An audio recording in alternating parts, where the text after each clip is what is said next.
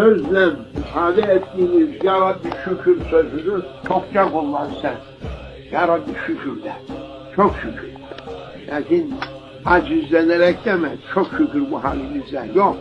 Çok şükür. Halimiz çok iyidir. Deyince Allah melaikeye hitap eder. Kulumu tasdik ederim. Çok iyi olsun. Şikayet etti mi? Kulumu tasdik ederim. Daima şikayet edecek, dert başından eksik olmasın. Aman ya Rabbi. Beğendin mi?